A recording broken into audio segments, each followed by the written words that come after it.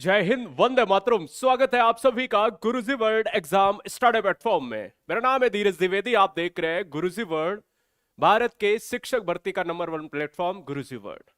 आज की इस वीडियो में यूपी टेट के जितने भी चैप्टर होते हैं वो सुपर फास्ट वीडियो में हम खत्म कर लेंगे। याद रखिए, एक एक सब्जेक्ट पर पैनी नजर रखना है। तो आज अगर आपने हिंदी के लिए वीडियो क्लिक किया है तो आपका दायित्व है, आपकी जिम्मेदारी है कि इन 100 कॉन्सेप्ट को हम देख लेंगे। 40 मिनट की ये वीडियो डिटेल्ड वीडियो होगी। याद रखना है कि यूपी टेट कॉन्सेप्ट थ्योरी से क्वेश्चन टू द पॉइंट पूछता है, और जब भी कोई साहित्य का भी प्रश्न आता है तो भी करना होता है, क्योंकि इसमें साहित्य भी पूछा जाता है, रचनाएं भी पूछी जाती हैं, पूरा व्याकरण भी पूछा जाता है। Are you ready guys? तो एक बार पहली बार है तो एग्जाम को क्रैक करने के लिए हर भविष्य का भावी अध्यापक अध्यापिका और सेवारत शिक्षक और शिक्षिकाएं चैनल को सब्सक्राइब कर लें। आइए, स्वागत है आपके इस वीडियो में। पहले क्वेश्चन की तरफ हम बढ़ेंगे। पहला क्वेश्चन हम आपके स्क्रीन पर लेते हैं। देखो, हर चीज को ना बिल्कुल स्टैंडर्ड से लेकर चलेंगे। पहला हो, दूसरा हो, तीसरा हो, चौथा हो, बिल्कुल एकदम स्टैंडर्ड से लेकर चलेंगे। तो सब्सक्राइब कर लेना गुरुजी वर्ल्ड एग्जाम स्टडी, बस इतनी सी बात है, इतनी सी बात है। और आइए, आज का पहला क्वेश्चन आपके स्क्रीन पर लेकर आया हूं। कहता है, आधुनिक हिंदी साहित्य का पितामह किसे कहा जाता है? देखो, अगर आप आधुनिक हिंदी साहित्य की जब आप बात करते हो तो वो कहा जाता है भारतेंदु हरिश्चंद्र को कहा जाता है। अब यहां पर दो कॉन्सेप्ट से ज्यादा बनते हैं, 2 से 3 कॉन्सेप्ट। एक जयशंकर प्रसाद की बात करें तो दोस्तों, जयशंकर प्रसाद की जब हम बात करते हैं तो ये छायावाद के जनक हैं। क्या है ना? छायावाद के जनक जो है ना, इन्हें कहा जाता है, याद रखिएगा। और दूसरा जो कॉन्सेप्ट है ये वाला, इसको भी आपको ध्यान में रखना है। ये क्या है कि जो आप द्विवेदी युग की बात करते हो, यानी अगर प्रश्न में आता है कि द्विवेदी युग का जो नामकरण है दोस्तों, वो किसके नाम पर हुआ है, तो द्विवेदी युग का नामकरण महावीर प्रसाद द्विवेदी के नाम पर हुआ है। सूर्यकांत त्रिपाठी निराला से जब भी कोई कॉन्सेप्ट पूछा जाता है तो सूर्यकांत त्रिपाठी निराला को हिंदी का क्रांतिकारी कवि कहा जाता है। ये यूपी टेट का स्टैंडर्ड है दोस्तों। ऐसे ही क्वेश्चन आते हैं कि क्रांतिकारी कवि किसे कहते हैं, है ना? आग और राग का कवि किसे कहते हैं? तो ये बात आपको ध्यान में रखना है। फिलहाल आधुनिक हिंदी साहित्य का जो पितामह है वो भारतेंदु हरिश्चंद्र को कहा जाता है। Answer is option number B हो जाएगा। अगला क्वेश्चन आपके स्क्रीन पर है। क्वेश्चन नंबर आता है सेकंड। सेकंड नंबर आपसे ये कहता है कि प्रकृति का सुकुमार कवि किसे कहते हैं? अब जब आप प्रकृति के सुकुमार कवि की तरफ जाते हो तो क्या जयशंकर प्रसाद, क्या महादेवी वर्मा, सुमित्रानंदन पंत या सूर्यकांत त्रिपाठी निराला? दोस्तों याद रखिएगा, उससे पहले मैं आपको बताना चाहूंगा यहां पर कि देखो, दिया गया जो नंबर है 9628238404, इसको सेव करके व्हाट्सएप पर हाई यूपी टेट लिख देना और टीम संपर्क में रहेगी। आप कोई भी समस्या है, टीचर्स बैच के बारे में जानकारी लेना चाहते हो तो इस पर सुबह 10 से शाम के 6 बजे तक कॉल कर सकते हो। ये टीचर्स बैच में लाखों टीचर्स ने एंट्री ले ली। नंबर अब आपका है। मैं ज्यादा इन पर बात नहीं करता हूं क्योंकि मैं कंटेंट ऐसा देता हूं जो एग्जाम को क्रैक करा देता है। गुरुजी वर्ल्ड एग्जाम स्टडी का एप्लीकेशन डाउनलोड कर लो और उसमें टीचर्स बैच को पेड कोर्स में जाके ज्वाइन कर लो, ठीक है? आइए सेकंड क्वेश्चन देखेंगे। प्रकृति का सुकुमार कवि किसे कहा जाता है? तो दोस्तों देखो, सुकुमार कवि कहा जाता है सुमित्रानंदन पंत को कहा जाता है। सुमित्रानंदन पंत की जब हम बात करते हैं तो इन्हें प्रकृति का सुकुमार कवि, दो चीजों से जानते हैं, सुकुमार कवि, है ना? एक तो ये नाम है और दूसरा नाम क्या है? दूसरा नाम है कि प्रकृति का चितेरा कवि। प्रकृति का चितेरा कवि, ये किसे कहते हैं? ये भी इन्हीं साहब को कहते हैं, सुमित्रानंदन पंत को। एक प्रश्न और बनता है कि हिंदी का जो पहला ज्ञानपीठ पुरस्कार है, अगर प्रश्न में आए कि हिंदी का प्रथम ज्ञानपीठ पुरस्कार दोस्तों किसको मिला है? प्रथम ज्ञानपीठ पुरस्कार, तो कोई मुझे बताएगा हिंदी का प्रथम ज्ञानपीठ पुरस्कार किसको मिला है? पंत साहब को मिला है। कब मिला है दोस्तों? 1968 को। 1968 में किस कृति पर मिला है? कौन सी रचना पर मिला है दोस्तों? चिदंबरा पर मिला है। किस पर मिला है? चिदंबरा पर मिला है। यह बात आपको ध्यान में रखनी है। इस कॉन्सेप्ट को आपको भूलना नहीं है, याद रख लेना। याद क्या है? रख लेने वाली बात है, ठीक है? हाँ जी, बहुत सुंदर, बहुत सुंदर। आ जाओ क्वेश्चन नंबर थर्ड। चलिए, बहुत सुंदर। आइए, क्वेश्चन नंबर आता है थर्ड नंबर। व्याकरण में पार्ट कहता है कि राम ने सीता को फूल दिया में को किस कारक का चिन्ह है? कर्ता ने कर्म को। क्या आप इस चीज को मानते हो? देखो आपने बहुत अच्छे से हिंदी को पढ़ के रखा होगा, हिंदी को अगर पढ़ के रखा है तो आप परेशान होने की आवश्यकता नहीं, कहीं पर फेल भी होना पड़ता है। देखो जब भी आप कारक की बात करते हो तो ओवर कॉन्फिडेंस में ये बहुत सारे लोग ऑप्शन नंबर ए मार देंगे और कहेंगे अरे ये तो क्वेश्चन कोई गलत नहीं कर सकता, ये क्वेश्चन गलत हो जाएगा अगर आपने ए ऑप्शन मार दिया। हिंदी में अगर आपसे पूछा जाए कि कारक की जब हम बात करते हैं तो कारक की संख्या कितनी होती है दोस्तों, तो कारक की संख्या होती है 8 होती है। हिंदी की जब आप बात करते हो तो आप यही करते हो कि कर्ता ने कर्म को, है ना। अब जब आप कहते हो कि संप्रदान के लिए आता है, संप्रदान के लिए आता है, और करण में आता है साधन के लिए से, और अपादान में जो भी आता है साधन के लिए से, पर ये होता है आपका, माफ कीजिएगा, ये अलगाव के लिए, ये है आपका अलगाव वाला भय के लिए और तुलना के लिए, ये आता है आपका साधन के लिए। अब फर्क ये है कि हम क्या इस क्वेश्चन में हमारा आंसर हो जाएगा ऑप्शन नंबर बी। जब हम देने के संदर्भ में आते हैं, ध्यान देना है, हम देने के संदर्भ में बात कर रहे हैं। यहां पर भले ही को आया है तो हम कहते हैं कि देने के संदर्भ में हम कभी भी क्वेश्चन का आंसर कर्म नहीं लगाएंगे, भले ही उसमें को आया है तो संप्रदान लगाना है। हमें क्या लगाना है, हमें संप्रदान लगाना है। हमें याद रखना है ऐसा क्वेश्चन गलत हो जाएगा। जैसे भिखारी को राजा ने भिखारी को कंबल दिया, राजा ने भिखारी को चावल दिए, इस तरह के कॉन्सेप्ट जो है कभी भी आए तो को आ जाए तो कर्म नहीं, वहां पर संप्रदान लगेगा।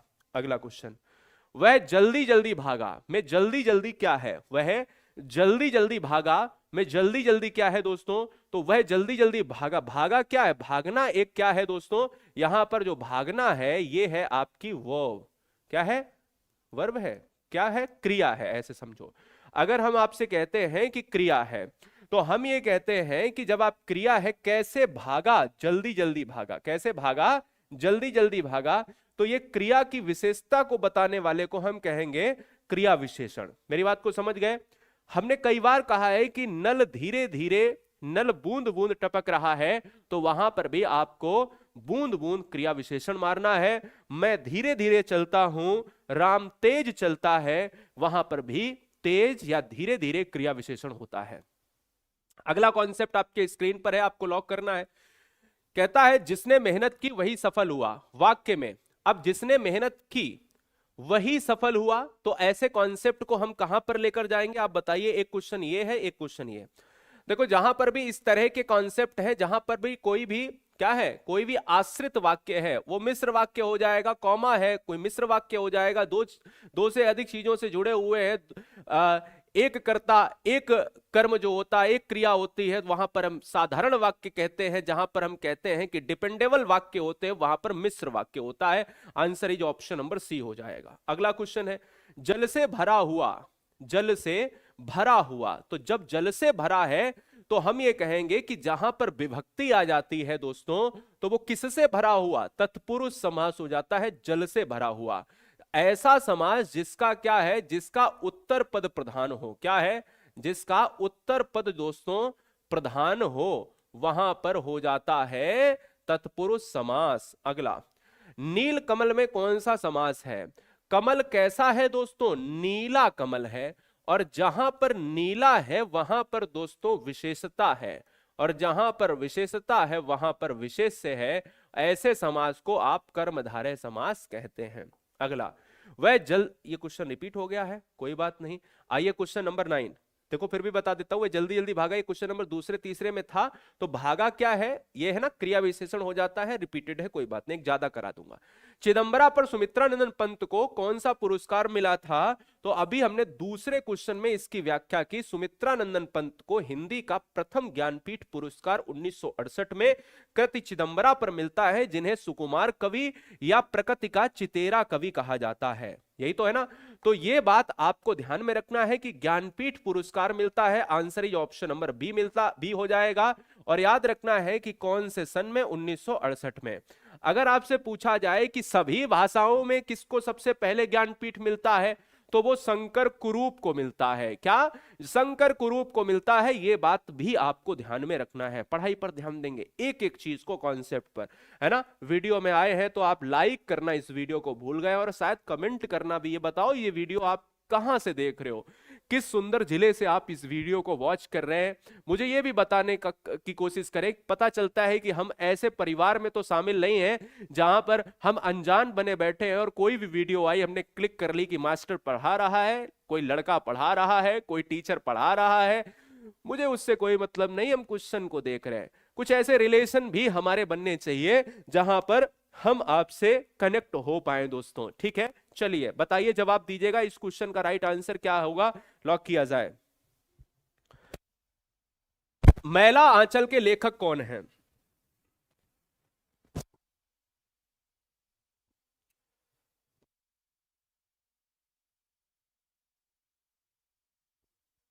अच्छा ठीक है, बहुत सुंदर।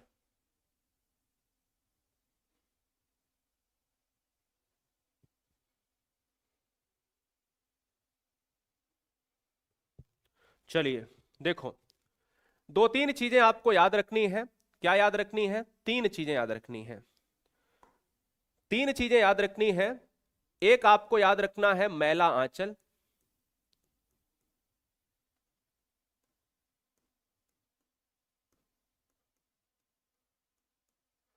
मैला आंचल कितने चौराहे,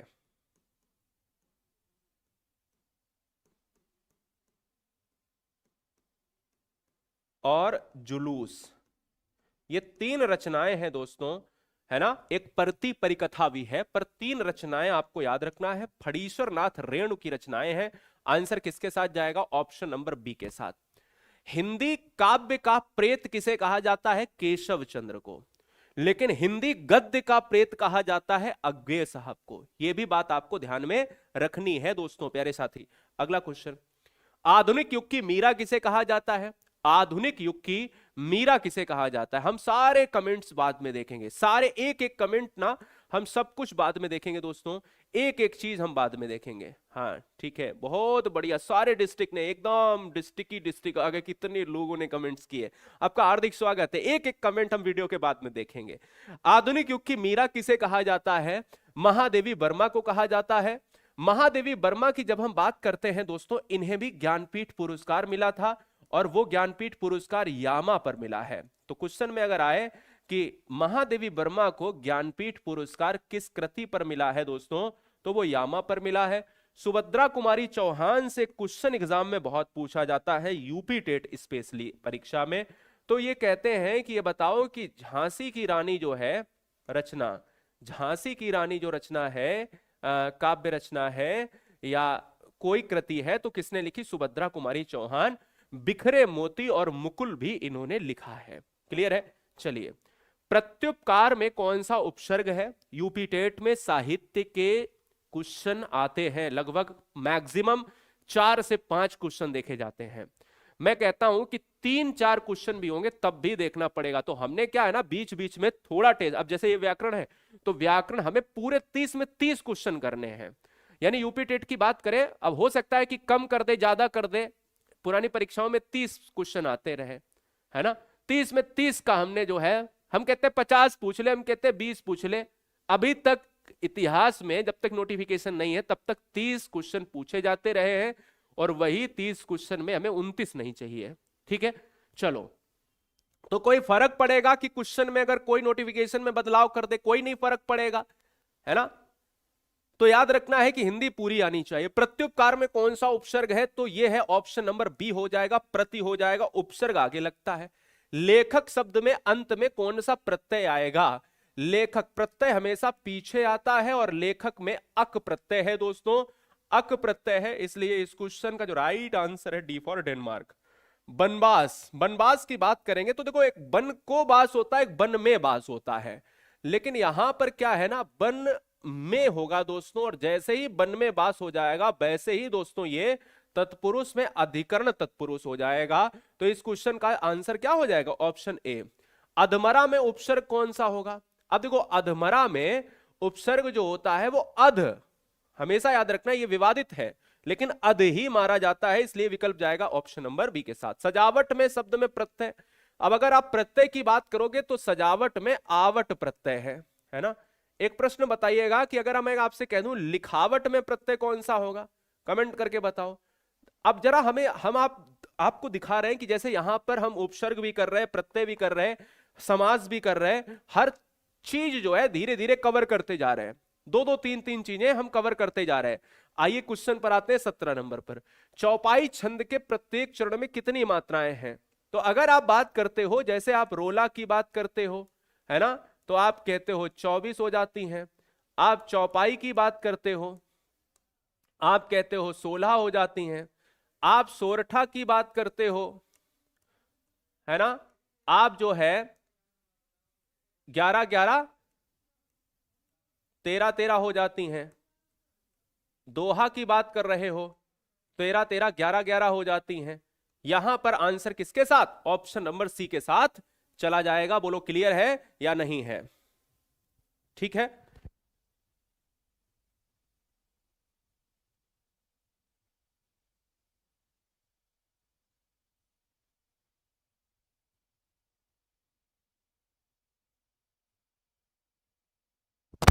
ठीक है, 24 मात्राएं। ओके, बीभत्स रस का स्थायी भाव क्या होता है?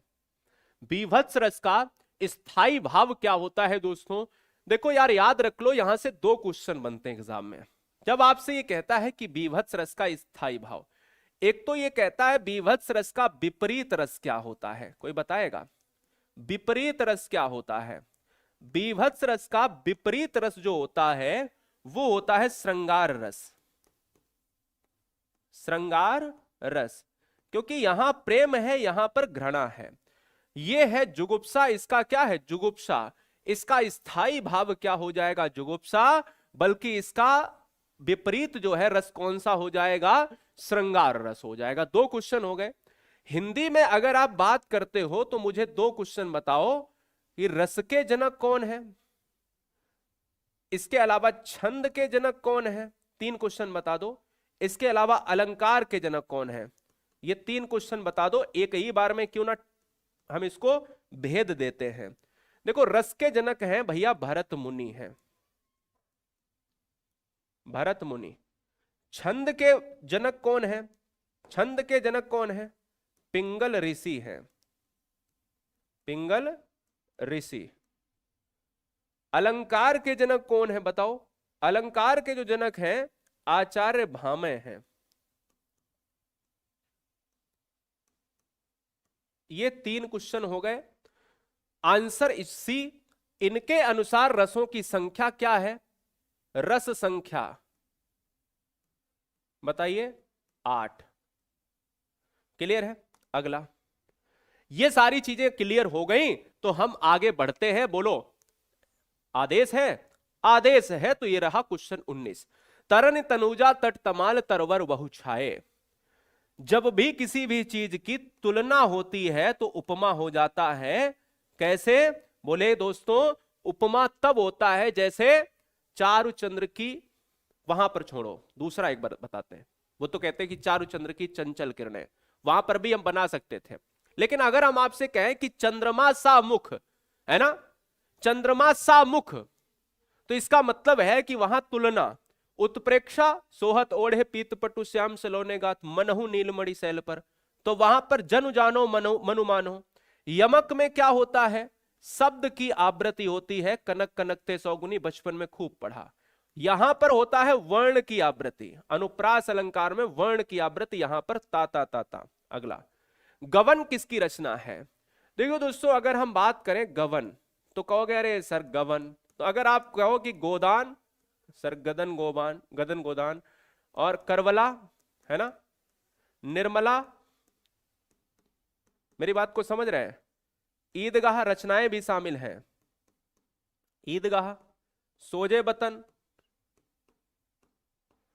मंगलसूत्र अधूरा उपन्यास है। ये क्या है? प्रेमचंद्र की है। Answer is option number C हो जाएगा, कोई दिक्कत वाली बात नहीं है। दो बैलों की आत्मकथा से लेकर बहुत सी ऐसी रचनाएं हैं, कहानी कफन और तमाम ऐसी रचनाएं। अगले क्वेश्चन की बात करेंगे, रामचरितमानस की भाषा क्या है? रामचरितमानस की भाषा अवधी भाषा है, जो 7 कांड में विभाजित है। 7 कांड में विभाजित है ना। पहला, आप बड़ा कांड आप देखते हो तो बाल कांड, छोटा कांड किष्किंधा कांड। हिंदी दिवस कब मनाया जाता है? 2 साल जो है उसके पहले से पहले वाले एग्जाम में पूछा गया दोस्तों। तो 10 जनवरी को मनाया जाता है विश्व हिंदी दिवस। विश्व हिंदी दिवस। और विश्व हिंदी दिवस क्यों मनाया जाता है? क्योंकि 10 जनवरी 1975 में नागपुर में सम्मेलन हुआ था, इसलिए। आंसर इसका यह होगा क्योंकि 14 सितंबर 1949 को हमने भारतीय संविधान में हिंदी को क्या किया था? राजभाषा माना था, ऑफिशियल लैंग्वेज ऑफ इंडिया। तो डी विकल्प मारने वाले जरा ध्यान दें, इस क्वेश्चन में डी विकल्प नहीं होगा। डी भी बहुत सारे लोगों ने मारा है। यह विश्व हिंदी दिवस है, यह हिंदी दिवस है, तो हिंदी दिवस जब भी मारेंगे तो 14 सितंबर को। यह हमारे देश में, यह पूरे विश्व में मनाया जाता है, फर्क है। रचना के आधार पर वाक्य कितने प्रकार के होते हैं? कमेंट कीजिएगा। कितने लोग मार रहे हैं? 3। बहुत आसान प्रश्न है, जवाब दीजिएगा, आंसर कीजिए। हाँ जी। रचना के आधार पर वाक्य कितने प्रकार के हैं? भाई देखो, 2 तरह से क्वेश्चन आते हैं। एक तो क्वेश्चन आता है कि भाई देखो, अर्थ के आधार पर वाक्य। आपसे अगर यही पूछ लिया जाए कि अर्थ के आधार पर वाक्य, अर्थ के आधार पर जो वाक्य हैं, अर्थ के आधार पर जो वाक्य हैं वो है 3, माफ कीजिएगा 8 प्रकार के, है ना। और अगर आपसे ये पूछ लिया जाए कि रचना के आधार पर वाक्य,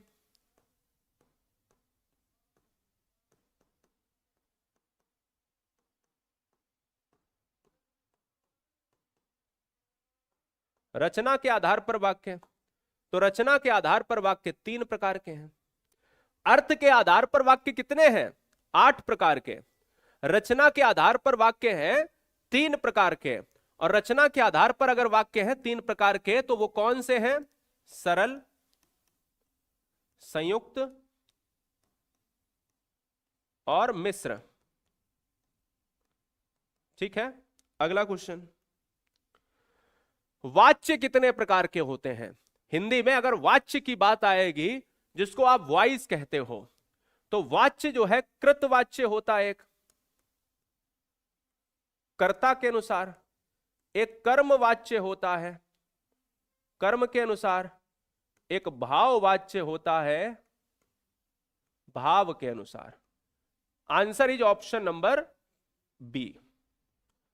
यद्यपि में प्रयुक्त संधि का नाम क्या है? यद्यपि में प्रयुक्त संधि का नाम क्या है दोस्तों? चैनल पर अगर आप आए हो तो चैनल को सब्सक्राइब जरूर करें दोस्तों, है ना। क्या वीडियो को लाइक करके चैनल को क्या कर ले? सब्सक्राइब कर ले। गुरुजी वर्ड एग्जाम स्टडी में आपका भाई धीरज द्विवेदी आपको हारने नहीं देगा, मैं ये वादा करता हूं। जब आप कहते हो यद्यपि की बात करते हो, तो यद्यपि एक कैसी संधि है? एक स्वर संधि है। स्वर संधि तो है, पर उसमें कौन सी संधि है? यड़। क्योंकि स्वर संधि कितने प्रकार की है? 5। याद रखना है, संधियां प्रमुख 3 प्रकार की हैं, स्वर, व्यंजन, विसर्ग। लेकिन स्वर के 5 पार्ट हैं। एक गुण है, एक अयादि है, एक यड़ है, एक वृद्धि है और एक दीर्घ है। 5 प्रकार की संधियां होती हैं। उसमें द, अब देखो यहां पर या है, या के ऊपर दा चढ़ा है। या और वा के ऊपर जैसे स्वागत है, प्रत्येक है ना, इत्यादि है। ऐसे शब्द जो या और वा के ऊपर आधे लटके हुए हैं, ट्रिक है ये, वहां पर आप यड़ संधि लगा देते हो। क्लियर है? अगला कॉन्सेप्ट, निष्कपट शब्द में संधि। तो निष्कपट शब्द में जो संधि है दोस्तों, वो आएगी विसर्ग संधि, यानी जहां पर स्वर और व्यंजन का मेल है। निष्कपट में निह धन कपट होगा, आंसर ए। अगला, हिंदी वर्णमाला में अंग और आहा क्या है? हिंदी वर्णमाला में अंग और आहा दोस्तों अयोग वहा है।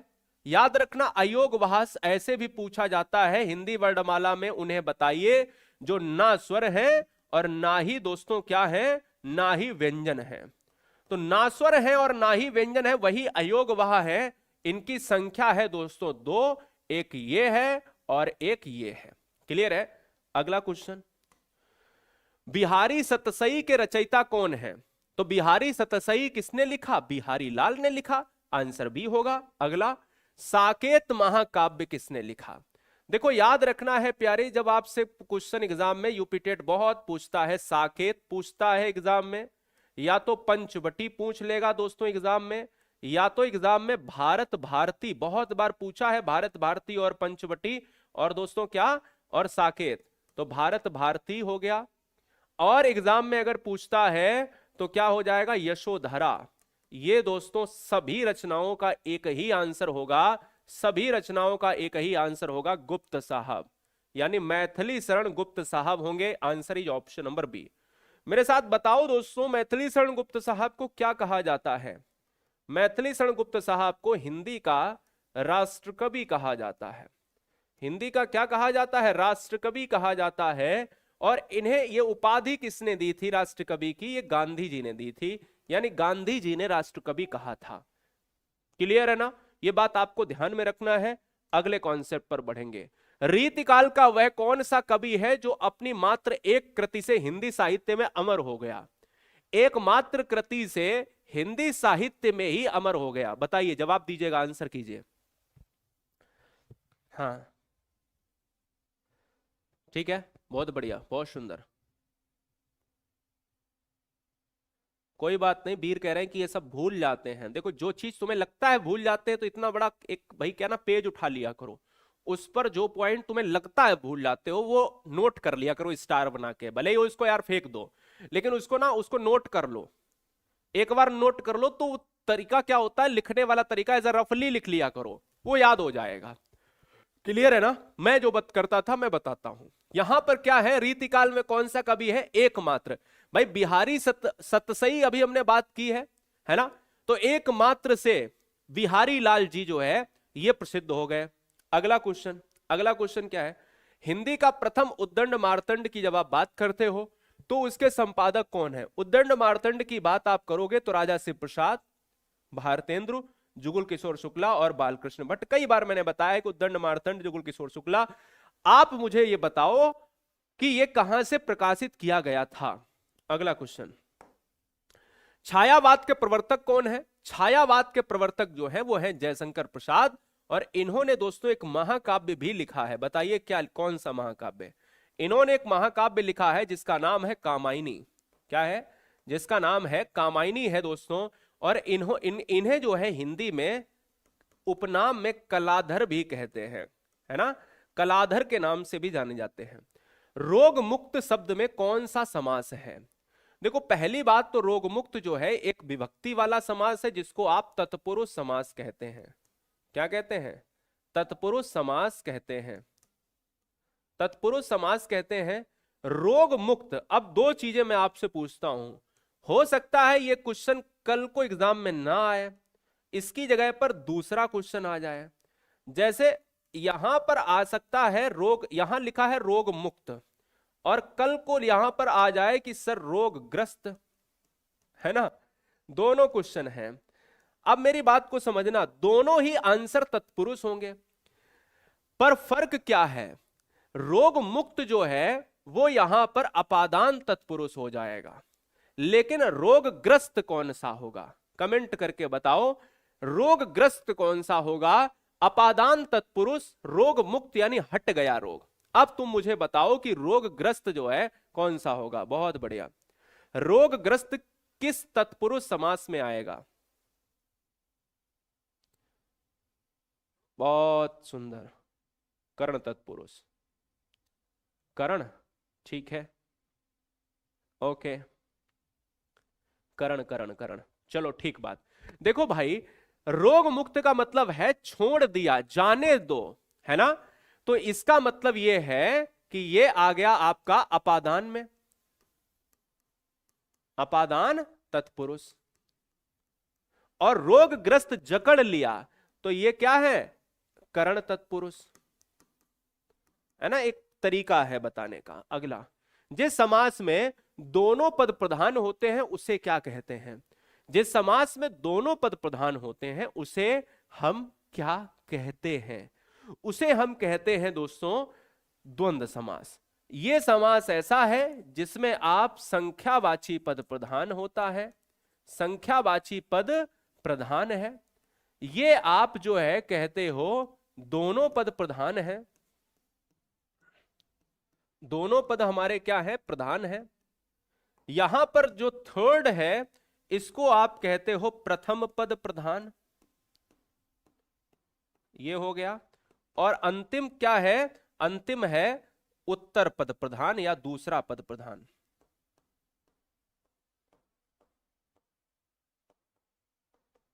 क्लियर है?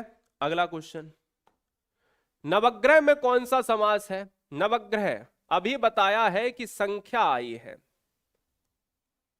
संख्या इज ऑप्शन नंबर ए द्विगु समास में। क्लियर है? अगला, रसराज किसे कहा जाता है?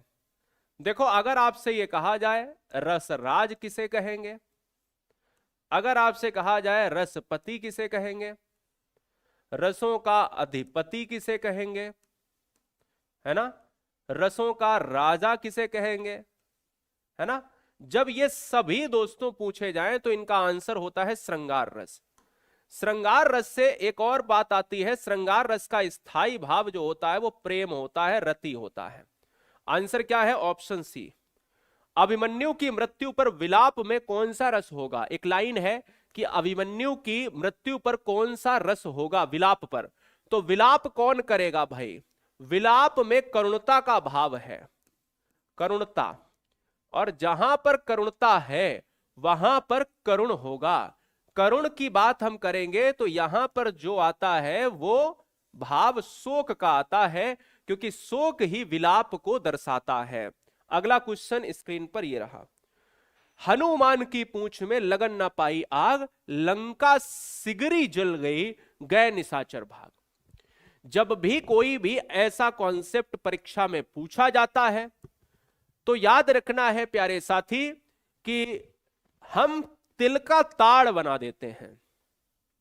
जब हम तिल का ताड़ बना देते हैं तो कहते हैं कि इतनी छोटी सी बात है और इतना बड़ा कर दिया। तो हनुमान की पूंछ में लगन ना पाई आग, इसका मतलब यह होता है कि हनुमान की पूंछ में आग नहीं लगी पर लंका सगरी जल गई या सिगरी जल गई, है ना? कभी ऐसा पॉसिबल है? दूसरा एग्जाम्पल, राणा ने सोचा इस पार तब तक चेतक था उस पार, वो भी अतिशयोक्ति है। तीसरा एग्जाम्पल, धूप में निकला न करो, है ना, कुछ ऐसा ही है कि बालों को खोलकर धूप में ना निकला करो, दिन में रास्ता भूल जाएगा सूरज, कुछ इसी तरह की लाइन है ना, कुछ ऐसा है, तुम्हारी जुल्फों में ऐसे ऐसे फला फला, है ना, ब्ला ब्ला ब्ला। इसका मतलब यह है कि बढ़ा चढ़ाकर अतिशयोक्ति होता है। Answer is option number B. Clear है? नेक्स्ट, जहां उपमेय में उपमान की संभावना व्यक्त की जाती है तो वहां पर हम कौन सा? मानव नीलमणि, जानो, ऐसा लगता है, ऐसा प्रतीत होता है, ऐसा लगता है, ऐसा होगा, ऐसा, है ना, जनु, जानो, मनु, मानो, उत्प्रेक्षा होता है दोस्तों। That is option number C for champion, C for Chyawanprash, है ना। गरीबों को वस्त्र दो, वाक्य में को किस प्रकार की जो है कारक के अंतर्गत आता है? तो गरीबों को वस्त्र दो। अब जब आप गरीबों की बात करते हो तो देना, देने के संदर्भ में संप्रदान तो कर्म नहीं आएगा, देने के संदर्भ में हमें संप्रदान ही लगाना है, यह बात दिमाग में बैठा लेनी है। वह कुल्हाड़ी से वृक्ष काटता है, वह कुल्हाड़ी से वृक्ष काटता है, तो इसका मतलब है कि देखो से आया है, से दो कंडीशन में हो सकता है कि या तो आप से लगा सकते हो कहां पर? अपादान में लगा सकते हो, और या दोस्तों लगा सकते हो करण में। यहां पर अपादान होगा या करण? दोस्तों करण होगा। बहुत से लोग हमारी बात से असहमत हो जाएंगे।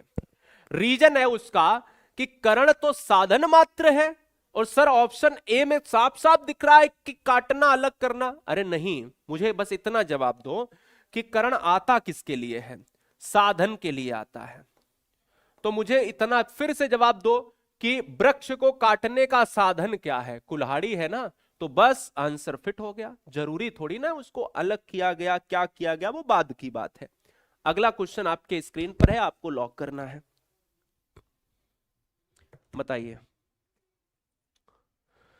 बताओ, सुंदर सा प्रश्न है, जवाब देना है।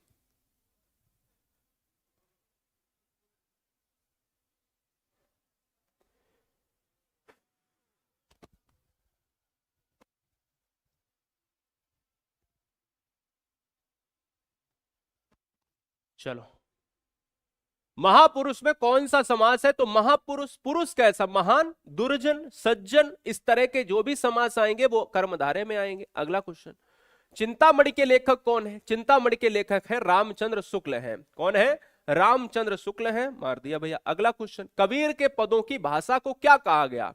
कबीर, श्याम सुंदर दास ने कहा कि भाई कबीर की फला फला भाषा है। बताओ श्याम सुंदर दास ने कौन सी भाषा कहा है कबीर की? हजारी प्रसाद ने कबीर की भाषा यानी कबीर को डिटेक्टर कहा। अगर हम कबीर की बात करें तो कबीर के पदों की भाषा जो है सदुक्कड़ी है दोस्तों, याद रखना है। क्लियर है? नेक्स्ट, पल्लव के रचयिता कौन है? पल्लव, बताओ भैया फटाक से बताओ। पल्लव, पल्लव, ग्राम्या, चिदंबरा, चिदंबरा को अलग कर लो, है ना। इसी तरह से अगर हम बात कर लेते हैं जब आप आते हो निराला की तरफ तो आप कहते हो अनामिका, नए पत्ते, कुकुरमुत्ता, अड़ीमा, ये सारी चीजें बताओ फटाक से।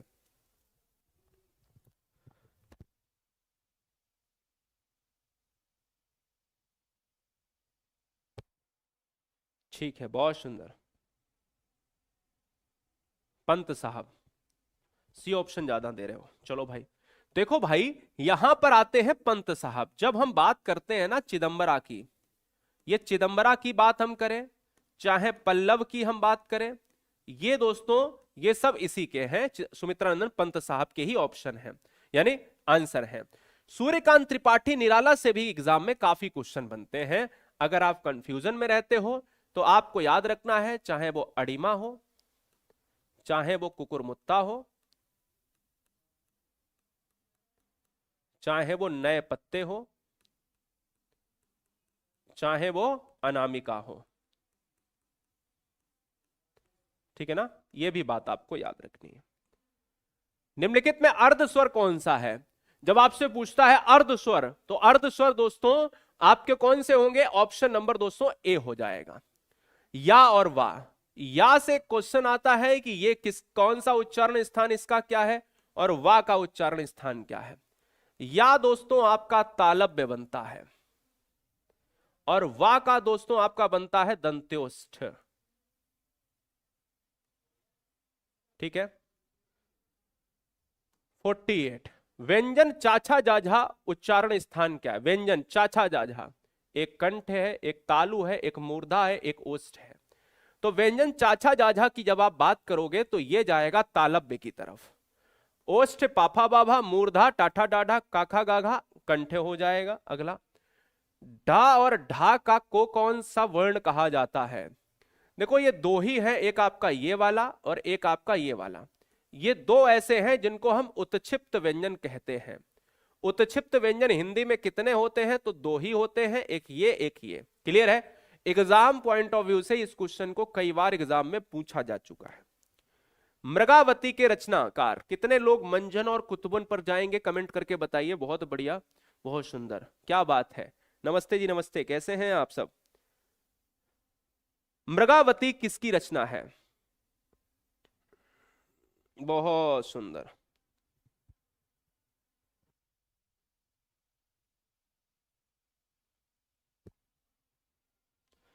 बहुत सुंदर।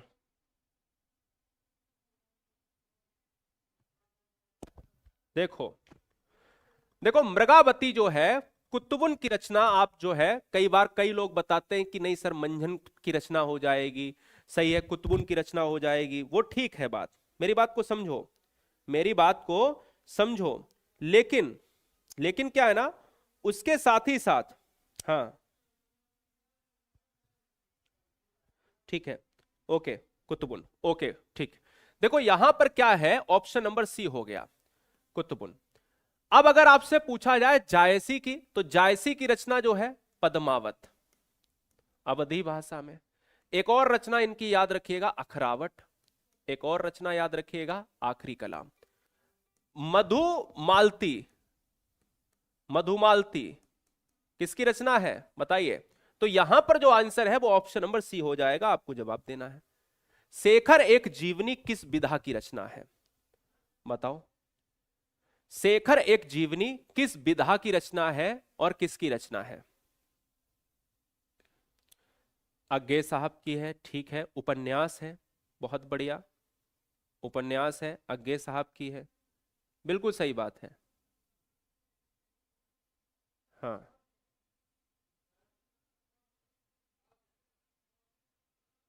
चलो,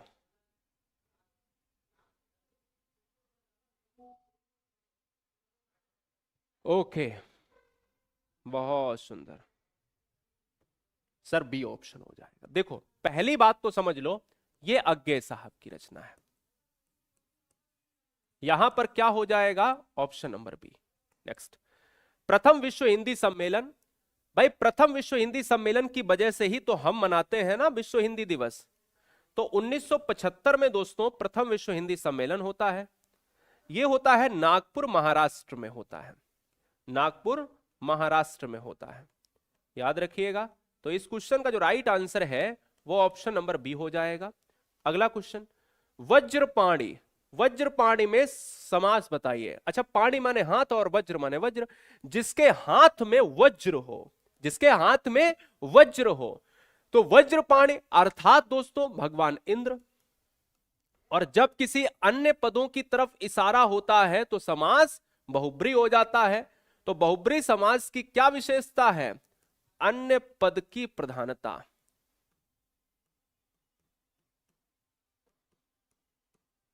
अन्य पद की प्रधानता।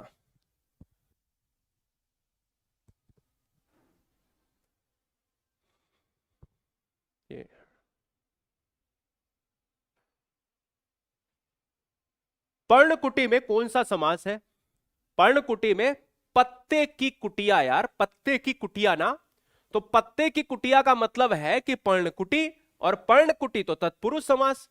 आंसर इज ऑप्शन नंबर ए। अगला क्वेश्चन, कम ऑन। अपादान कारक युक्त वाक्य कौन सा है, अपादान युक्त कारक वाक्य कौन सा है। तो अपादान युक्त, शिकारी ने शेर को मारा, राम को घर जाना है, वह सांप से डरता है, राम ने रावण को बाण से मारा। देखो शिकारी ने शेर को मारा, कर्ता ने कर्म को हो जाएगा, राम को घर जाना है, ना जी ना मुझे अपादान में अलगाव या भय या फिर तुलना देखनी है। हमें यहां पर सी दोस्तों आंसर हो जाएगा। बोले सर यहां तो अलग नहीं हुआ, जो लोग नहीं जानते वो जान ले। अपादान कारक भय के लिए आता है, अलगाव के लिए आता है। बहुत से लोग अलगाव पढ़े होंगे, है ना, बहुत से लोग अलगाव पढ़े होंगे कि अलग होने के संदर्भ में, और कंपैरिजन में भी आता है। तीन चीजें आती हैं दोस्तों अपादान में, ये जान लो, अपादान कारक में। अब जो नहीं जानते हैं उनको कल को एग्जाम में ये तीन क्वेश्चन देखने को मिल सकते हैं, क्योंकि पेपर कैसा भी बन सकता है। दो तीन अपादान एग्जाम में बहुत आता है, ध्यान देना, कभी दोबारा किताब उठाने की जरूरत नहीं पड़ेगी। भैया सुन लेना, अगर मैं आपसे कहूं कि जो है रामू छत से गिरा, तो दोस्तों कौन सा कारक हो जाएगा मुझे बताओ। रामू छत से गिरा तो अलगाव हो गया, अपादान हो गया।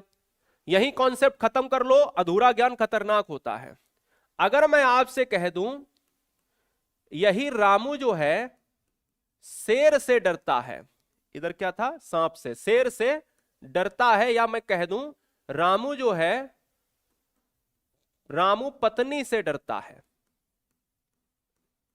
ना, रामू भैया पत्नी से डरता है, भय है, तो भी कौन सा हो जाएगा जी, अपादान। और अगर मैं ये कह दूं यहां पर किससे, किसका नाम ले लूं मैं, बताओ बताओ भाई। यहां पर है कीर्ति है, आरती है, सोनी है, श्वेता है, पूजा है, लड़कियों का नाम, ठीक है। चल भाई यहां पर ले लेता हूं श्वेता का नाम, श्वेता है ना। श्वेता जो है वो आरती से सुंदर है ना। इसका मतलब यह है कि श्वेता आरती से सुंदर है ना। वो मेरे मेकअप, वो मेरे जैसी साड़ी पहन के एक ही जगह पार्टी, ये देखो मेरे जैसी लिपस्टिक, ये देखो है ना, उसके पास तो घर जाने के बाद उसके पास कंपेयर हो रहा, वो मेरे जैसा हार पहने, वो मेरे जैसा है ना ये पहने, तुलना कंपेयर कर रहे हो भाई आपस में। तो यहां पर क्या हो जाएगा, दैट इज ऑप्शन नंबर जो भी होगा वो अपादान। अगला क्वेश्चन, समझा दिया ना बढ़िया तरीके से, लड़कों तुमको भी समझा दिया, लड़कियां तुमको भी समझा दिया, और रामू को छत से गिरा भी दिया। आ जाओ, राजा भिक्षु को दान देता है, तो संदर्भ है देने का, और देने का संदर्भ हमेशा संप्रदान कारक ही लगेगा, कर्म नहीं लगेगा। That is option number B. वा व्यंजन का उच्चारण स्थान अभी बताया था कि वा व्यंजन का उच्चारण स्थान जो होता है वो दंत और ओष्ठ से होता है, दंत प्लस ओष्ठ, दंत प्लस ओष्ठ से होता है, तो दंत्योष्ठ हो जाएगा सी ऑप्शन। ए किस प्रकार के स्वर हैं बताओ? ए दोनों क्वेश्चन है, देखो एक ये है एक ये है, ए है और एक है ई है। हाँ हाँ कंपेयर कर दिया, कोई दिक्कत वाली बात नहीं। जी हाँ बहुत सुंदर। अर्धविव्रत, अर्धविव्रत देखो जब आपका आधा खुला होता है, क्वेश्चन नंबर 59 देखो पहले, चलो 58 देख लो। जब आप देखो कहते ना ए तो ए में आधा खुला होता है, अब आ कर दो, आ पूरा खुल गया, मेरी बात को समझ गए, और आपने अ कर दिया तो मध्य हो गया। ऐसे ही मैं आपसे कह दूं कि ए अगर आप ए की बात करोगे तो ये क्या है, ये अर्ध विव्रत के हिसाब से आधा खुला है, और इसमें भी ए आ रहा है, तो आप कहोगे ए ऐसा लगता है कि जीव के आगे का हिस्सा सक्रिय है। ई जो होता है वो तालव्य है, और ए है वो है कंठ तालु, कंठ तालु है। तो ऐसे ही दोस्तों ये अग्रभाग जीव का आगे का हिस्सा जब सक्रिय रहता है तो उसे हम कहते हैं, बोलते हैं ए। क्लियर है ना, ये बात याद रखिएगा। अगला, प्रत्येक वर्ग का दूसरा और चौथा वर्ण कौन सा है? प्रत्येक वर्ग का दूसरा चौथा, प्रत्येक वर्ग का पहला दूसरा, प्रत्येक वर्ग का तीसरा चौथा पांचवा, प्रत्येक वर्ग का दूसरा चौथा, प्रत्येक वर्ग का पहला तीसरा पांचवा, ये सब नोट कर लेना माइंड में। तो अगर पूछा जाए पहला दूसरा कौन सा होता है? अघोष होता है प्यारे। ये तीसरा चौथा तो घोष और सघोष एक ही चीज है, और दूसरा चौथा महाप्राण दोस्तों होता है, और 1 3 5 अल्प प्राण होता है। रट ले भैया, है ना। इस क्वेश्चन का जो राइट आंसर हो जाएगा वो किसके साथ? दूसरा चौथा क्या? पहला तीसरा पांचवा, अल्प दूसरा चौथा, महा 3 4 5, घोष पहला दूसरा अघोष। अगला क्वेश्चन यहां पर आ जाता है दोस्तों, गवाक्ष का सही संधि विच्छेद क्या है? अब क्या दिक्कत है सर? राइट क्या है? ठीक है, ठीक है, हाँ पढ़ सकते हैं, कोई दिक्कत नहीं। मिश्रिया पढ़ाई पर ध्यान दो, बाद बाकी हिंदी थोड़ी ना बदलती है। आ जाओ, है ना। गोधन अक्ष, गोधन अक्ष बराबर गवाक्ष, बिल्कुल सही बात है। अयादि संधि, गोधन अक्ष बराबर गवाक्ष। देखो संधि हमारा ऑप्शन नंबर बी है, यह स्वर संधि है, और स्वर का कौन सा पार्ट है? अयादि संधि, अयादि संधि है।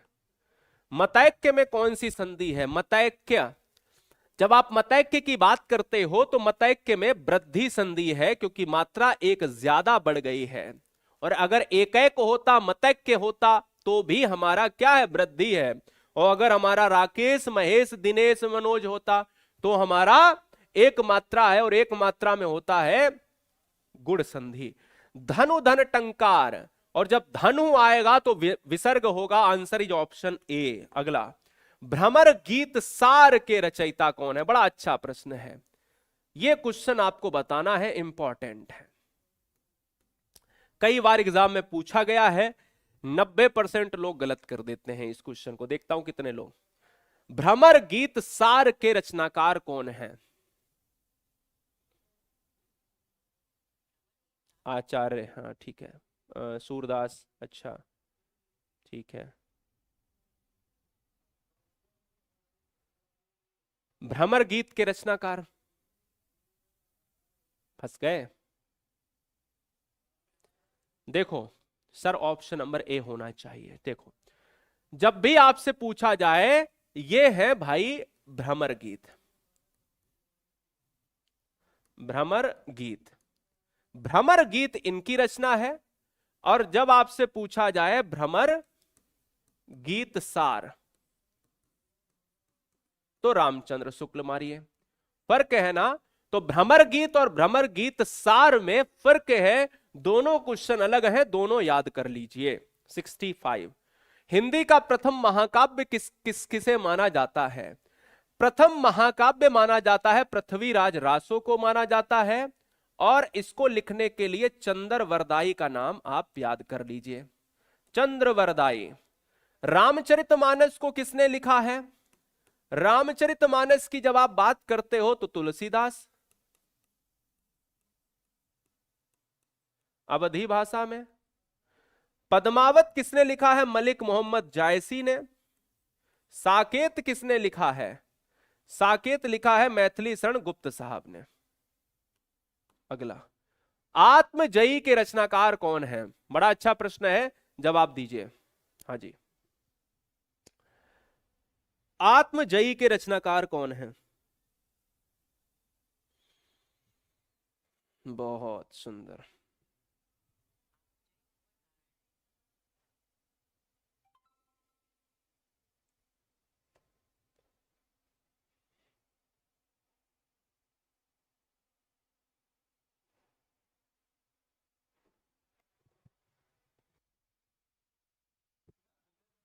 आत्मजयी के रचनाकार कौन है? तो आत्मजयी जो है Kunwar Narayan. Answer is option number A, प्रबंध काव्य संग्रह है। तुलसीदास कविता के रचयिता कौन है? तुलसीदास कविता के रचयिता कौन है? तुलसीदास को लिखने वाले निराला है दोस्तों, याद रखना है। तुलसीदास भी ऑप्शन में होता है, नहीं लेना है।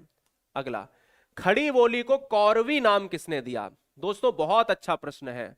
एक तो याद रखिएगा कि खड़ी बोली को प्रश्न आता है, खड़ी बोली का दूसरा नाम क्या है? एग्जाम में यही प्रश्न आता है। खड़ी बोली का दूसरा नाम कौरवी बोली है। ये क्वेश्चन याद रख लीजिए, एग्जाम में ये बहुत बार आता है, ये वाला। खड़ी बोली को हम कौरवी कहते हैं। प्रश्न क्या है अब? एक तो ये हो गया, दूसरा क्वेश्चन बताओ। हाँ जी, ठीक है, राहुल सांकृत्यायन, बहुत सुंदर। राहुल सांकृत्यायन है। इनकी रचनाओं में बोलगा से गंगा आपको याद रखनी है। क्वेश्चन आता है कि बोलगा से गंगा किसकी रचना है? राहुल सांकृत्यायन। प्रभु जी तुम चंदन हम पानी किसकी रचना है? बताओ, प्रभु जी तुम चंदन हम पानी किसकी रचना है? कितने लोग ऑप्शन नंबर सी के साथ हैं, रैदास के साथ? हमें बताने का कष्ट करें। हाँ, बहुत बार ये क्वेश्चंस रिपीट हुए हैं। कई बार एग्जाम में क्वेश्चंस जब रिपीट होते हैं तो आपको लगता है कि हाँ इन क्वेश्चंस को एग्जाम में पूछा नहीं जाएगा, बल्कि ऐसा नहीं होता है। आंसर क्या हो जाएगा? C option. अगला क्वेश्चन कहता है मजदूरी और प्रेम किसकी रचना है? तो मजदूरी और प्रेम जो है अध्यापक पूर्ण सिंह की रचना है। अगला क्वेश्चन, संसद से सड़क तक, याद भी करवा दूंगा, ये है श्याम नारायण पांडे धूमिल, कहे जाते हैं श्याम नारायण पांडे धूमिल साहब को कहा जाता है। इस क्वेश्चन का राइट आंसर भी है। अच्छा, कोई ये बताओ, नेता जो व्यक्ति होता है वो सड़क से ही तो जाएगा संसद, है ना? संसद कैसे जाएगा? सड़क। और जो नेता होता है वो कैसे कपड़े पहनता है? व्हाइट, है ना? तो यार देखो, संसद सड़क से जाएगा तो कपड़े कैसे हो जाएंगे? गंदे हो जाएंगे। नाम एक दिमाग में बैठा लो, वो मिट्टी यानी धूमिल हो जाएंगे संसद से अगर सड़क पर जाओगे, सड़क से जाओगे। भारत भारती पुरस्कार सबसे पहले किसे मिला? तो भारत भारती पुरस्कार उत्तर प्रदेश का पुरस्कार है दोस्तों, और साहित्य के क्षेत्र में दिया जाने वाला पुरस्कार महादेवी वर्मा को मिला। अगला क्वेश्चन, वक्र का सही विलोम, वक्र का सही विलोम रिजु, टेढ़ा, क्षुद्र, तिरछा। तो वक्र का, कई बार एग्जाम में विलोम शब्द में सबसे पसंदीदा विलोम शब्द एग्जाम में यही पूछा जाता है। रिजु का पूछ लेगा या वक्र का पूछ लेगा? आविर्भाव का विलोम शब्द क्या है? तो आविर्भाव का विलोम शब्द तिरोभाव होता है, और आंसर इज ऑप्शन बी। शुद्ध वर्तनी वाला आपको शब्द चयन करना है। देखो, वर्तनी का भी क्वेश्चन है कि हिरण्यकशिपु, हिरण्यकश्यप, हिरण्यकश्यपु, हिरण्यकशिप। देखो, जब भी आपसे हम लोग क्या करते हैं, हिरण्यकश्यप, है ना? यही तो मेरे हिसाब से सही होगा, यही तुम्हारे हिसाब से भी सही होगा। आप ये बताओ मुझे कि हिरण्यकश्यप कैसे लिखा जाएगा? ऐसे? तो कभी भी ऐसे नहीं लिखा जाता है। ये क्या हो जाता है? ये गलत हो जाता है। हमेशा याद रखना कि हमने बताया है आपको कि लास्ट में ना आप कभी परेशान नहीं होगे, कशिपु होता है, कशिपु। कभी भी गलती नहीं होगी, इतना याद रखो। फिर कितना भी कोई भी चीज आ जाए, तो हिरण्यकशिपु क्या है? हिरण्यकश्यप नहीं होता, हम लोग हमेशा कहते हैं, लिखते हैं। तो हिरण्यकश्यप, बहुत से लोग इसमें आंसर मार रहे होंगे, पर ये क्वेश्चन कभी नहीं होता है। आंसर इज बी हो जाएगा। बताओ, जिसकी उम्मीद नहीं करते वही हो जाता है। याद रखना है ए ऑप्शन। देखो यहां पर कौन है, ये कौन है? दिव्या। दिव्या ऐसे कर रही है, मास्टरवा गलत पढ़ा रहा है ना? ऐसे सोच रही है कि ए हो जाना चाहिए या कुछ और हो सकता है ना? है, मेरी बात को समझ रहे ना? क्योंकि जीवन भर यही लिखा है, यही वाले हिरण्यकश्यप आए हैं। वर्तनी में हिरण्यकश्यप ये होता ही नहीं है। हिरण्यकश्यप ये है ऑप्शन नंबर ए, हिरण्यकशिपु, है ना? कशिपु होता है, याद रखना है। अगला क्वेश्चन, प्रत्युत्पन्नमति, प्रति हो जाएगा, ऑप्शन क्या है? बी ऑप्शन हो जाएगा। अगला, अट्टालिका का तद्भव क्या होगा? अट्टालिका, अट्टालिका का तद्भव क्या होगा दोस्तों? अटारी होगा। बहुत बढ़िया, अटारी। हाँ भाई मस्टरवा, हमको मस्टरवा कह लो भाई, कोई दिक्कत नहीं। अटारी हो जाएगा। तो आंसर क्या? अटारी दो दिए हैं क्या? एक ये दिया है। अगर ऐसे दोनों सेम है अगर, तो इसका आंसर बी और सी के साथ। देखो एक बार सेम है क्या? सेम है तो दोनों बी ऑप्शन। जो वाणी द्वारा व्यक्त ना किया जा सके, निर्वचनीय, किया जा सके अनिर्वचनीय, ना किया जा सके, सी ऑप्शन। अगला, आधी रात का समय क्या होता है? कमेंट फास्ट कीजिए, बड़ा अच्छा क्वेश्चन है, 10 सेकंड ज्यादा देता हूं आपको, बताइए। हाँ, आधी रात का समय, ठीक है, बहुत सुंदर। निशीथ, ओके, निशीथ।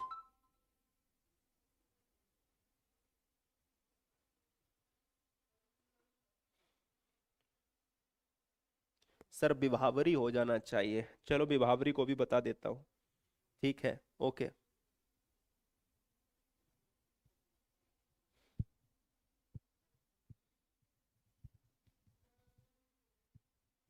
ठीक है,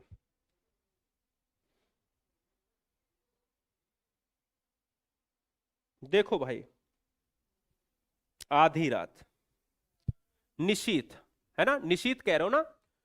देखो निशीथ है, निशा माने क्या है? रात, रात्रि। निशीथ माने अर्धरात्रि। विभावरी माने और सरवरी माने रात्रि का अंतिम प्रहर, सरवरी, ठीक है। और विभावरी क्या होता है? तारों वाली रात। चलो, वह जल्दी जल्दी भागा, वह जल्दी जल्दी भागा, ये भी हो चुका था, कोई बात नहीं। भागा क्रिया है तो ये क्रिया विशेषण। चौखट शब्द में कौन सा तत्सम होगा? देखो चौखट में चतुष्काठ है ना, ये है तत्सम इसका, ये है तद्भव ऊपर वाला। जिस स्त्री के पुत्र और पति ना हो, कौन सा होगा? अवीरा। क्या होगा? उसे आप अवीरा कहेंगे। जिसके पुत्र और पति ना हो, उसे आप क्या कहेंगे प्यारे साथी? अवीरा कहेंगे। बहुत ही सुंदर, क्या बात है। आगे बढ़े, चलो भाई, अवीरा, बहुत सुंदर, ठीक है। नेक्स्ट,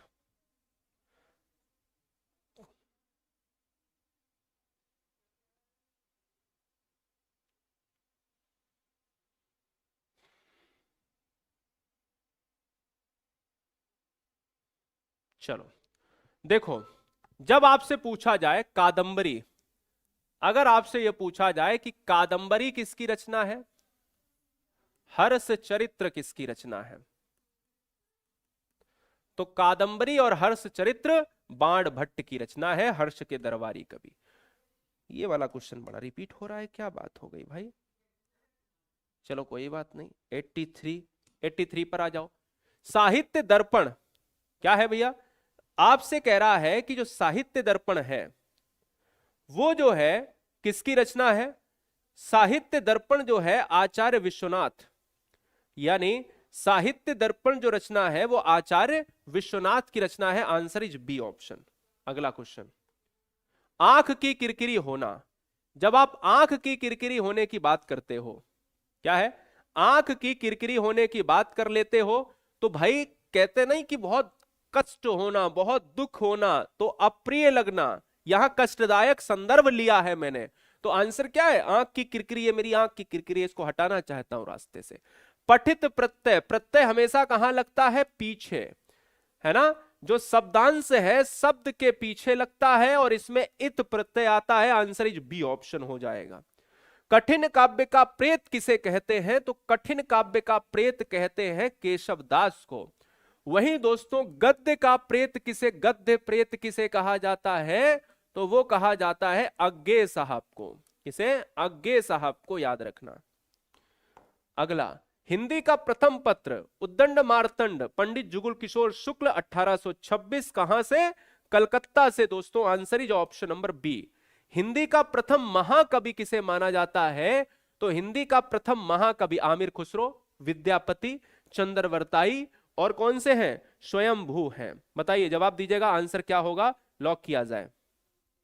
हाँ जी, ठीक है, बहुत बढ़िया, पंडित जुगुल किशोर शुक्ला, क्लियर है।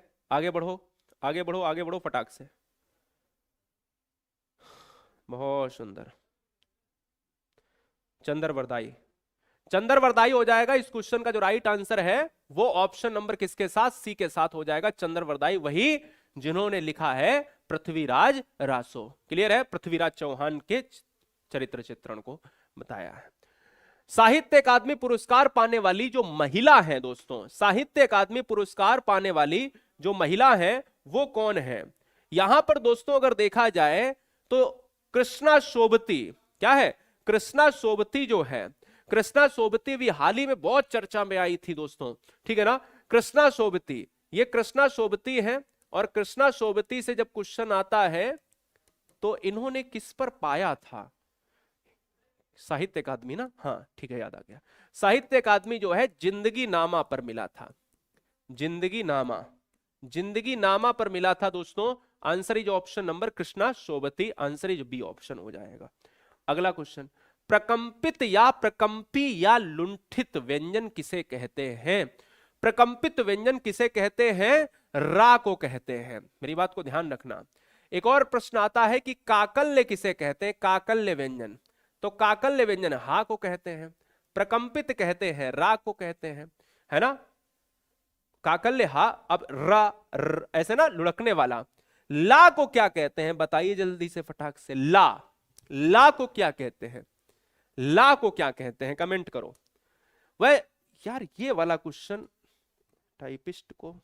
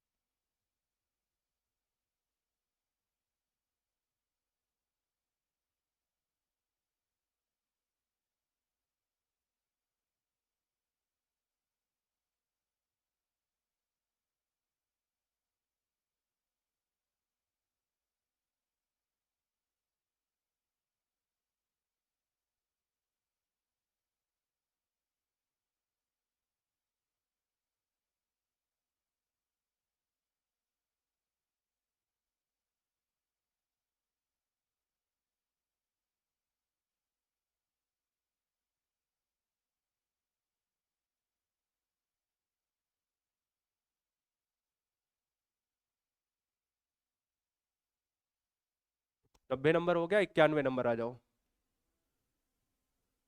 चलो 91। पार्श्विक व्यंजन कौन सा है, पार्श्विक व्यंजन कौन सा है, हाँ जी,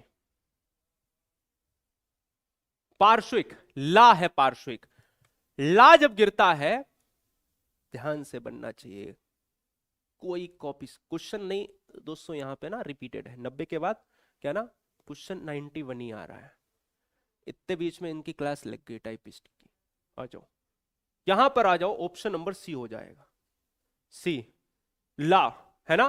तो ये क्या है, दंत्योष्ट है, ये क्या है, पार्श्विक है, ये क्या है, प्रकंपित है, ये क्या है, तालव्य अर्धस्वर है और अंतस्थ है।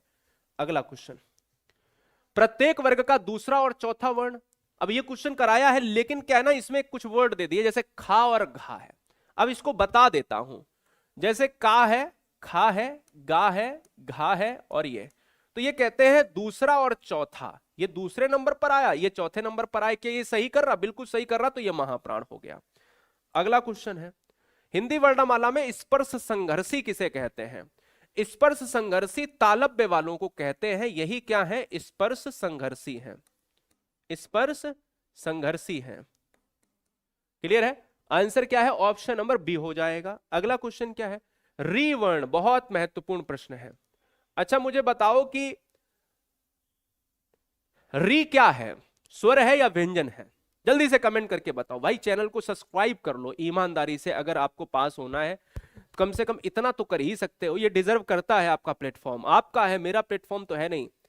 कभी भी ऑनर सब्सक्राइब नहीं कर सकता, ये भी आपको बता दो। जो लोग नए हैं वो जान लें कि यार देखो तुम लोग ही हो ना, आप ही लोग हो तो यही कर सकते हो, वरना कुछ होता नहीं यार, नंबर से कुछ नहीं होता है। लोग पसंद करते हैं या नहीं करते हैं ये डिपेंड करता है। तो कभी भी जो ऑनर है, जैसे हम इस चैनल को मैंने बनाया आपके लिए, तो जो चैनल बनाता है ना वो कभी सब्सक्राइब नहीं कर सकता। इसीलिए मैं कहता हूं कि अगर अच्छा लग रहा कंटेंट तो ना चैनल को बिना पूछे बिना सोचे सब्सक्राइब कर लो। इसमें ये ना देखो कि सामने वाले का लाभ हो जाएगा, है ना यार, लाभ वाभ कुछ नहीं होता। चैनल आते रहेंगे जाते रहेंगे, लोग आते रहेंगे जाते रहेंगे। री जो है ना ये दोस्तों, अगर संशय है आपको ना, री हमेशा स्वर होता है। बोले सर कैसे? अच्छा ये बताओ हिंदी में मूल स्वर कितने होते हैं? मूल स्वर कितने होते हैं? तो मूल स्वर हिंदी में 4 होते हैं। तो वो कौन कौन से 4 होते हैं बताइए? एक आपका आ होता है, एक आपका ई होता है, एक आपका उ होता है, एक आपका री होता है ना? तो जब स्वर है या इसे ही हृस्व स्वर कहते हैं। क्लियर है? तो इस क्वेश्चन का जो राइट आंसर है वो फिलहाल उच्चारण से पूछा गया था तो ये मूर्धा हो जाएगा, और स्वर है दोस्तों आपका री। क्लियर है? नेक्स्ट, हिंदी भाषा का जन्म हुआ है, हिंदी भाषा का जो जन्म हुआ है दोस्तों वो अपभ्रंश से हुआ है। D option. किस अपभ्रंश से हुआ है? सौर सैनी अपभ्रंश से हुआ है। Answer is option number D. अगला, स्पर्श व्यंजन कितने हैं? देखो भाई स्पर्श व्यंजन कई बार एग्जाम में आता है, तो आपको मैं बता दूं, एक बार काखा गाघा, काखा गाघा इंग्या 3 2 5, ऐसे ही चाछा जाझा वहां, ऐसे ही टाठा डाढ़ा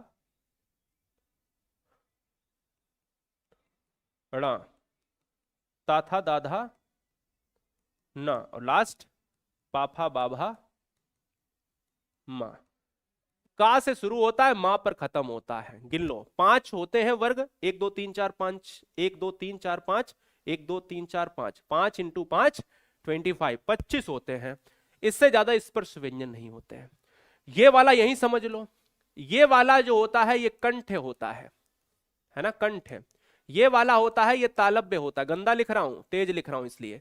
ये होता है मूर्धन्य होता है, ये होता है दोस्तों दंत होता है, और ये होता है ओष्ठ होता है। ठीक है? ये होता है ओष्ठ होता है। समझ गए ना? 25 होते हैं, बता दिया बच्चों की तरह। अगला, निम्नलिखित में मिश्र वाक्य कौन सा है? ये भी देख लो, कर लो भैया। चोर को देखकर सिपाही पकड़ने दौड़ा, सेठ जानता है कि चोर नौकर ईमानदार है, नेताजी भाषण देकर चले गए, बिजली नहीं थी इसलिए। यहां पर संयुक्त हो जाएगा, यहां पर मिश्र हो जाएगा। रीजन है जो वाक्य की से जुड़ा होगा वो मिश्र वाक्य होगा। तो देखो यहां पर जुड़ा है 98। वह कौन सा व्यक्ति जिसने जवाहरलाल नेहरू का नाम नहीं सुना है? जिसने नहीं सुना है, जिसने नहीं सुना है इसका मतलब है मिश्र वाक्य है, डिपेंडेबल है। सुत शब्द का स्त्री, सुत को स्त्री, सुत का मतलब पुत्र होता है क्या? अगर हमें इसको पुत्री बनाना है क्या करना पड़ेगा? अगर हमें लड़की बनाना है क्या करना पड़ेगा? सुत, है ना? सुत को हमें कर देना है सुत धन आ, और ये बन जाएगा सुता, ये बन गई स्त्री। Answer is B. और ये रहा अगला क्वेश्चन। एक क्वेश्चन देंगे आपको होमवर्क में, ये वाला क्वेश्चन कर लो, 100 नंबर होमवर्क में देंगे। इनमें से कौन सा शब्द अनेकार्थक शब्द जलज से संबंध नहीं है? जलज, पंकज, नीरज, धीरज, तोयज, बारिज। जलज का मतलब कमल भी होता है, जलज का मतलब पक्षी भी होता है, दांत भी होता है, ब्राह्मण भी होता है, पर भास्कर नहीं होता है। और ये क्वेश्चन दोस्तों आपके होमवर्क का क्वेश्चन है। बताओ 100 क्वेश्चन मैंने कराए, 101 क्वेश्चन मैंने यहां दिखाए थे, 100वां आपको दे दिया मैंने होमवर्क। तो पहला काम कर लेना, वीडियो को लाइक कर लेना। दूसरा काम क्या कर लेना है, 9628238404 पर हाय यूपीटेट लिख देना, व्हाट्सएप कर देना। और जो व्हाट्सएप तभी करना जब आप गुरुजी वर्ड डाउनलोड करके बैच को ज्वाइन करना चाहते हैं, क्योंकि हम ऐसा कंटेंट दे रहे हैं तो हमें क्रीम बच्चे चाहिए, क्रीम लोग चाहिए, क्रीम टीचर चाहिए जो हमें 1% अपना टाइम दे पाए, क्योंकि हम हर पीडीएफ के साथ नोट्स प्रोवाइड करा रहे हैं, हर टीम दे रहे हैं, एक ही जगह पर एक ही सारा कंटेंट दे रहे हैं, हर सब्जेक्ट दे रहे हैं, हर सब्जेक्ट के फोल्डर हर वीडियो के साथ पीडीएफ अटैच दे रहे हैं। तो क्या है, आप टीचर्स बैच में आ जाओ। अगर कोई दिक्कत हो इसी नंबर पे सुबह 10 से 6 कॉल कर लो, है ना। तो पहली बात तो ये है, आपसे मेरा निवेदन है कि इस चैनल को सब्सक्राइब कर लेना जाते जाते, इस नंबर को नोट कर लेना जाते जाते, और इस बैच को ज्वाइन कर लेना। गुरुजी वर्ड एग्जाम स्टडी, आपके घर में आपको इश्यूज हैं, आप नहीं कर पा रहे, तो आप अपने घर में किसी को भी बोल के करवा लीजिए, क्योंकि ये वक्त दोबारा नहीं आएगा। 6 साल बाद 7 साल बाद परीक्षा होती है यूपी टेट की, दोबारा नहीं आएगा। यकीन मानिए ये समय निकला तो चला जाएगा ना। हम 6 साल तक बताओ हम पढ़ाएंगे क्या? 6 साल तक कोई पढ़ेगा क्या? इंतजार करेगा क्या? तो एक बार वक्त मिला है, यकीन मानो दोस्तों, इसे फोड़ देना है। तो पेपर 1, पेपर 2 और पेपर 1 एंड 2 एक प्राइज है जो गवर्नमेंट टैक्स लेती है, उतना प्राइज इतने में किताब नहीं मिलती है, इतने में हम सब कुछ आपको दे रहे हैं। तो हमने क्या कर दिया, स्टार्ट कर दिया दोस्तों। याद रखना है, गुरुजी वर्ड एग्जाम स्टडी के इस बैच में अगर आप आ गए तो 99.99 नहीं बल्कि 100% आपका एग्जाम क्लियर हो जाएगा। हर बहन हर भाई ये समझ ले, आज रात तक ज्वाइन करते हो तो इससे भी कम प्राइस में एक अप्लाई कूपन कोड है, वहां पर ऑप्शन आता है, उसमें यूपी टेट कैपिटल लेटर में भर देना। अगर आज तुरंत अगर करते हो आप, तुरंत ज्वाइन कर लो दोस्तों। ईमानदारी से कहता हूं कि अगर हम पढ़ा रहे हैं वो आप तक पहुंच नहीं रहा है तो इससे बड़ा दुख नहीं हो सकता। ठीक है, गुरुजी वर्ड एग्जाम स्टडी में जितने भी लोग हमसे पढ़ रहे हैं वो एक बार हमें बता दें इसी कमेंट बॉक्स में कि हमारा कंटेंट जो है वो आपको कैसा लग रहा है। जो नए लोग हैं, नए टीचर्स हैं, क्योंकि मेरे पास लगभग 6 लाख से 7 लाख सेवारत शिक्षक हैं और शिक्षिकाएं हैं, बहुत सारे एचएम हैं, नॉर्मल शिक्षक हैं, भविष्य के भावी अध्यापक अध्यापिकाएं जो पहली बार दे रहे हैं, बीएड बीटीसी करने वाले जो हैं वो ऑलरेडी परमानेंट दे ही रहे हैं, वो सब इस बैच में हैं। टाइमिंग हमने ऐसी रखी है, जो शाम के टाइम हमने 99% क्लासेस को रखा है, जिससे आराम से बैठ के देख सकते हो। अगर कोई लाइव क्लास छूट भी जाती है तो उसको 1000 बार देखो, 1 साल तक देखो, वो आपके फोल्डर में चली जाएगी। तो क्या करना है, गुरुजी वर्ड एप्लीकेशन डाउनलोड करना है, 9628238404 पर हाय यूपीटेट लिखोगे, उस पर लिंक जो आएगी उसको क्लिक करके डाउनलोड कर लेना है। नए लोग उसे रजिस्टर कर लेंगे, लॉगिन नहीं करेंगे, रजिस्टर कर लेंगे और पेड कोर्स में जाकर अपना क्या है बैच को ज्वाइन कर लेंगे। और बैच ज्वाइन होने के विदिन 1 सेकेंड बाद आप माई कोर्स में चेक करोगे, वहां पर आपका कोर्स दिख जाएगा। ठीक है, इतनी सी बात है। क्या करना है, गुरुजी वर्ड एग्जाम स्टडी के टीचर्स बैच को छोड़ना मत। मैं कहता हूं मैं नहीं 6 साल 7 साल दिखूंगा, आप भी नहीं दिखेंगे, लेकिन यकीन मानो कि अगर कुछ करके गए, कुछ हमने आपका साथ दे दिया, कुछ आपने हमारा साथ दे दिया, तो ये सब कुछ हो जाने वाला है। गाइस थैंक यू, जय हिंद, वंदे मातरम। तो टीम आपकी बिल्कुल रेडी है, तैयार कर दी है टीम। आपका स्वागत है टीचर्स बैच 2026 में। जय हिंद, वंदे मातरम। ख्याल रखिएगा, चैनल को सब्सक्राइब कर लेना, क्योंकि हर चीज आपको हम पढ़ाएंगे, एक एक चीज पढ़ाएंगे। गाइस थैंक यू, जय हिंद।